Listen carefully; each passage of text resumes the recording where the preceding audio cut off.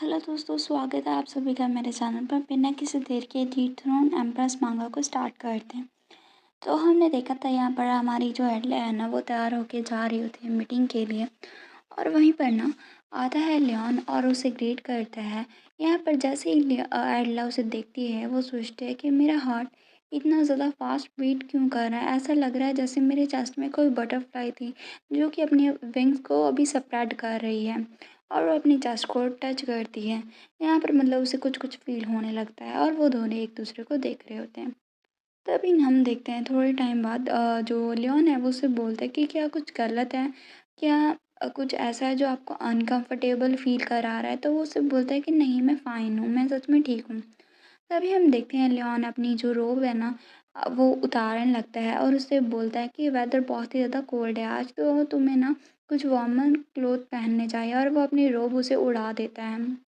तभी ना वो उसे थैंक यू बोलती है और वो थोड़ी-सी शर्मा जाती है। तभी वो उसे बोलते हैं कि अभी थोड़ा-सा टाइम है मीटिंग को स्टार्ट होने के लिए, तो क्यों ना हम थोड़े टाइम के लिए वॉक कर लें। तो वो जाते हुए उससे बोलते हैं, लियोन वैसे मैंने तुम्हें कहा था कि तुम जो मेरी एट की पोजीशन है उसके लिए स्टेप डाउन कर लो, लेकिन मैं फिर भी तुम्हारी हेल्प के लिए आ गई बिना किसी शर्म के। तो लियोन उससे बोलता है, ऐसा कुछ भी नहीं है, आप कभी भी मुझसे कुछ भी बोल सकते हैं। फिर यहाँ पर ना एडला से बोलते हैं कि क्या तुम मेरे साथ नेशनल सेलिब्रेशन डिनर को अटेंड करोगे।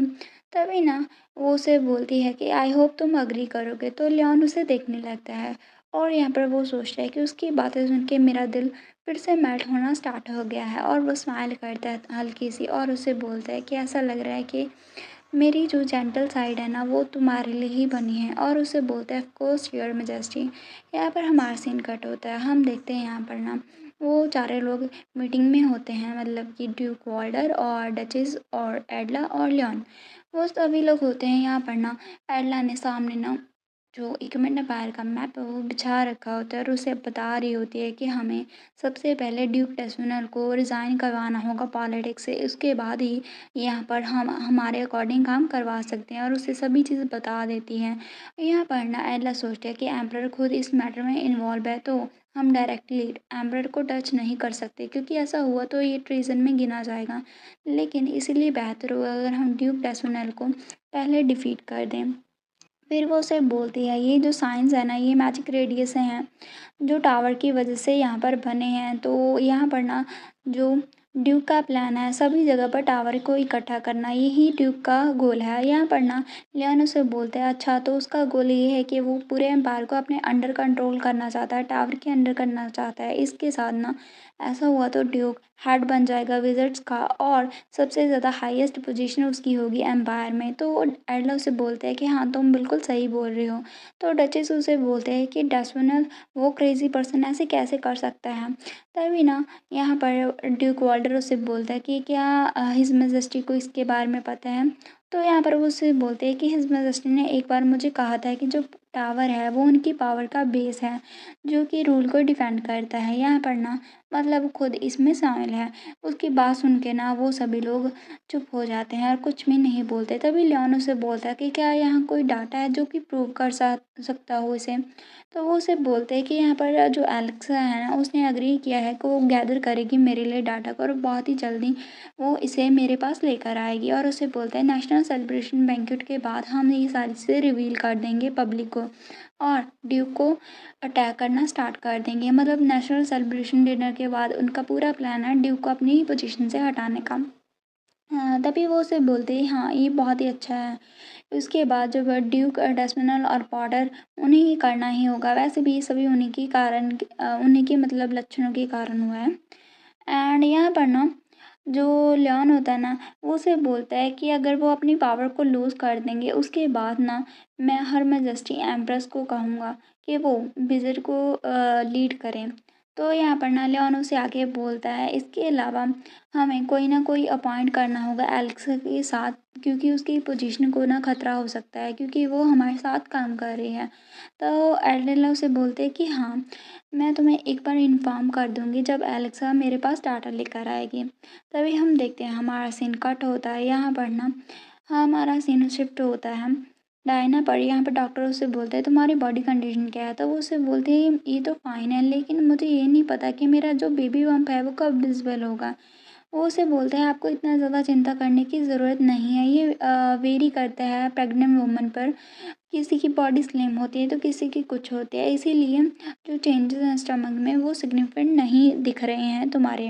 तो डायना से बोलते हैं कि वैसे तो मुझे फ़ील होता है बेबी की मूवमेंट को। फिर जो मतलब डॉक्टर है वो उसके एक्सप्रेशन थोड़े अजीब से होते हैं और उससे बोलता है वो अभी मैं कंफर्म नहीं कर सकता। और यहाँ पर वो सोचता है कि मेंस्ट्रुएशन कई बार डिले हो सकता है और जो एब्डोमेन में कुछ मूवमेंट ऐसा फ़ील होना, ये क्लियरली प्रेगनेंसी के मतलब सिम्पटम्स हैं। लेकिन क्लियरली मुझे लगता है कि मुझे फिर से डायग्नोस करना होगा क्योंकि वो प्रेग्नेंट नहीं हो सकती है। क्योंकि जो ये डॉक्टर है ना वही डॉक्टर है जिसने कॉल को वो मेडिसिन वगैरह दी थी जिसके कारण वो मतलब जो मतलब बेबी करने से लिए अभी तक प्रोहिबिट है, मतलब कि अभी बेबी नहीं हो सकता उसके, इस तरह से। और इसीलिए ना वो ये बात को टाल रहा होता है, वो प्रॉपर डायग्नोस करना चाहता है। और यहाँ पर ना जो होती है डायना, उसे भी ऐसा ही लगता है कि ये कुछ गड़बड़ कर रहा है और वो भी सोचती है कि जो बेबी की मूवमेंट है वो मुझे नज़र आ रही है, लेकिन ये सीनियर मेडिकल काउंसिल का मेंबर वो मेरे डायग्नोस को पोस्टपोन क्यों कर रहा है। और फिर वो उसे फिर से पूछते हैं कि तुम मुझे ये बताओ मेरा एक्यूरेट डायग्नोस कब होगा। तो डॉक्टर उससे बोलते हैं कि 1 मंथ और वेट करना होगा हमें कंफर्म करने के लिए। तो डायना उसे बोलते तो उन्हें पहले भी मुझे यही बोला था, तो वो उसे माफ़ी मांगता है।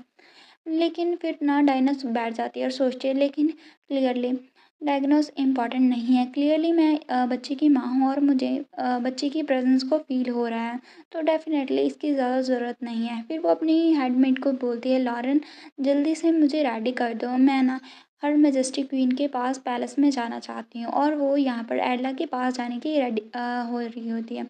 तभी हम देखते हैं यहाँ पर ना एडला के पास डायना पॉटर आती है। हाना उसे बताती है कि डायना तो आपसे मिलने के लिए आई है। तो फिर वो उसे आगे बोलती है आपको ज़रूरत नहीं है उसे मिलने की, मैं उसे बोल दूँगी कि वो रिटर्न हो जाए। तो एडला उसे बोलती है कि नहीं वो उसे अंदर आने दो, वो प्रेग्नेंट है। और यहाँ पर ना हम देखते हैं डायना अंदर आ जाती है और उसे ग्रीट करती है। और यहाँ पर वो प्रॉपर ग्रीट करते हैं उसे क्वीन वगैरह बोल के। यहाँ पर ना एडला उसे देखने लगती है कि सोचती है अपने मन में कि कितना लंबा टाइम हो गया मैंने इसे नहीं देखा और इसकी जो बॉडी है पहले से ज़्यादा थिन हो गई है, मतलब वो पहले से कमज़ोर लग रही है। तभी वो डायना ना मुस्कुराते हुए उसे देखती है और बोलते हैं योर मैजेस्टी, क्या वो जेलिस है कि मेरे पास वो चीज़ है जो उसके पास नहीं है। और वो अपने बैल को टच करते हुए उसे दिखाती है और फिर वो उससे बोलती है क्योंकि मैं प्रेग्नेंट हूँ इसीलिए मैं आपकी हेल्प नहीं कर पाती इस फर्स्ट आपका जो फर्स्ट बैंक्वेट है उसकी प्रिपरेशन में। और आगे ना उसे माफ़ी मांगती है। तो एडला उसे बोलते हैं नहीं कोई बात नहीं, बाय द वे एक प्रेग्नेंट वूमन यहाँ पर क्या करने आई है। और वो अपनी चाय पी रही होती है। तभी ना डायना उससे बोलती है जैसा कि तुम्हें पता है हिज मैजेस्टी एम्परर ने एग्री किया है कि वो बैंक्वेट मेरे साथ अटेंड करेंगे।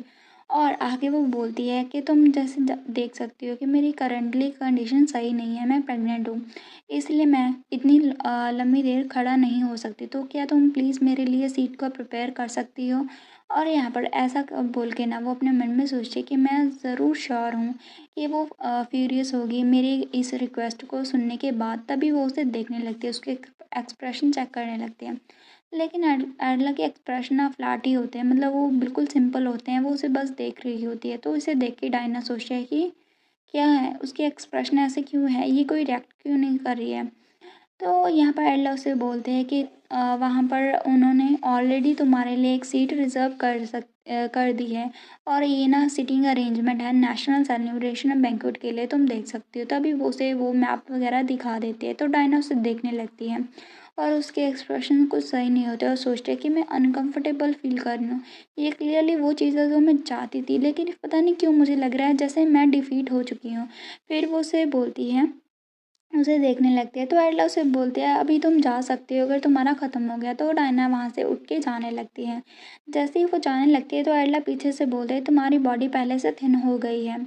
और यहाँ पर डायना रुक जाती है और फिर वो उसे बोलती है कि क्या तुम्हारा जो नौसिया है वो ज़्यादा वर्स हो गया है। और उसे देखने लगती है। उसकी बात सुन के यहाँ पर डायना सोचती है कि ये इस तरह से क्यों बोल रही है, ये मेरे बारे में चिंता क्यों कर रही है। और उसकी आंखों में आंसू आ जाते हैं। क्योंकि उसकी कंडीशन अभी सेट नहीं होती है।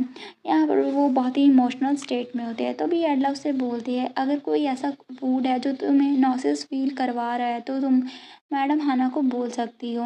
जाने से पहले वो सर्वेंट को बता देगी कि वो मेन्यू पर और ज़्यादा अटेंशन दे। और उसे बोलते हैं, वैसे तो ये डिफ़िकल्ट होगा, लेकिन तुम्हें अभी शो थोड़ा बहुत करना ही होगा। तभी हम देखते हैं यहाँ पर डायना सोचती है कि ये मेरे बारे में इतनी कंसर्न क्यों है, जबकि एम्परर भी मेरे बारे में इतना चिंता नहीं कर रहे हूँ। इस बात को सुन के वो थोड़ी-सी मतलब चिंता में आ जाती है और थोड़ी-सी नर्वस होती है। तभी ना लॉरेन उसे बोलती है कि प्रिंसेस आप कहाँ जा रही हैं? क्या कुछ हुआ है? और वो भाग-भाग कर जा रही होती है। जैसे वो अंदर जाती है, वो सोचती है कि वो अपने राइट माइंड में नहीं है, बिल्कुल भी ठीक नहीं है उसका माइंड, और वो काँपने लग जाती है। सोचते हैं योर मैजेस्टी उसके साथ कुछ स्ट्रेंज है। यहाँ पर वो एडला की बात कर रही होती है, और क्योंकि ना जो एडला है, उसे लगता है कि एडला उसके बारे में चिंता कैसे कर सकती है, इसीलिए वो इसकी ऐसी हालत है, क्योंकि जो काल है उसके बारे में इतनी ज़्यादा चिंता नहीं करता है। और यहाँ पर ना उसे एहसास होना शुरू हो जाएगा कि जो एडला है ना वो उसके रिश्ते में नहीं आई, क्योंकि एडला को फ़र्क नहीं पड़ता कि काल किसके साथ रहता है और किसके साथ बच्चा करता है वगैरह वगैरह। यहाँ पर डायना की खुद की सोच थी कि एडला उनके बीच आ रही है, और काल की भी। एंड इसके साथ हमारा चैप्टर फिनिश हो जाता है। उम्मीद है जो हमारी होती है डायना, उसे बहुत ही जल्दी एहसास हो जाएगा कि एडला अच्छी इंसान है, एंड हो भी जाएगा। And that's it, bye bye.